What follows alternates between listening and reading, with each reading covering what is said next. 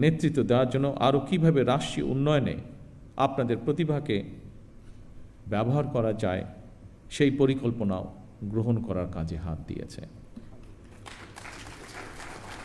বিভিন্ন সম্প্রদায়ের, বিভিন্ন ধর্মীয় সম্প্রদায়ের সম্মানিত নেতৃবৃন্দ, খতিব ইমাম মুয়াজ্জিমদের সম্মানী ভাতা দেওয়ার যে কর্মসূচি বর্তমান সরকার, আপনাদের সরকার চালু করেছে, এই কর্মসূচির অধীনে প্রথম পর্যায়ে পাইলটিং স্কিমের আওতায় মোট 4,908টি মসজিদ, 990টি মন্দির এবং 144টি বৌদ্ধ বিহারে মোট 16 জন 992 জন এই মাসিক সম্মানী পাওয়া শুরু করেছেন আজ থেকে।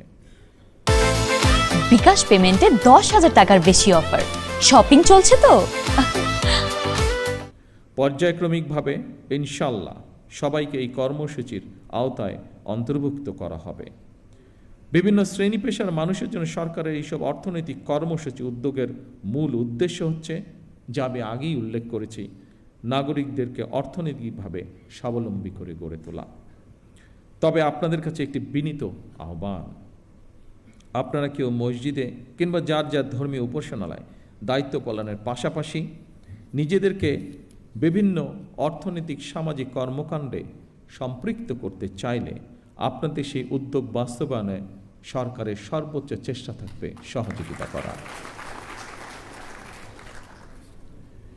এর বাইরে বর্তমান স্বরাষ্ট্র মন্ত্রণালয় প্রত্যেকটি জেলা এবং উপজেলায় আইন শৃঙ্খলা কমিটিতে একজন ইমাম অথবা একজন খতিব অথবা সেই এলাকার ধর্মীয় অন্য কোনো ধর্মের ধর্মীয় গুরু, তাদেরকেও আমরা সিদ্ধান্ত নিয়েছি একজন সদস্য আমরা রাখব।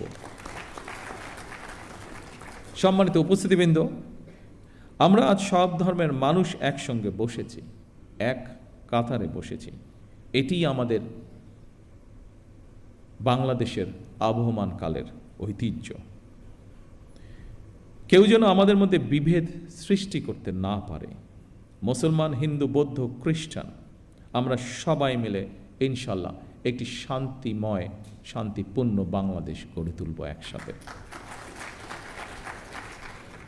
সকলের জন্য আমরা গড়ে তুলব একটি নিরাপদ রাষ্ট্র, একটি নিরাপদ সমাজ, যা প্রতিটি শ্রেণী পেশার মানুষের কাম্য। আমার বক্তব্য শেষ করার পূর্বে আমি আজকের এই দিনটিকে, আজকের আমাদের দলীয় ইশতেহারের এই কার্যক্রমটিকে সফল করার জন্য বিভিন্ন মন্ত্রণালয় সহ, বিভিন্ন মন্ত্রণালয়ের কর্মকর্তা সহ বিভিন্ন ডিপার্টমেন্টের যে সকল ব্যক্তি অক্লান্ত পরিশ্রম করেছেন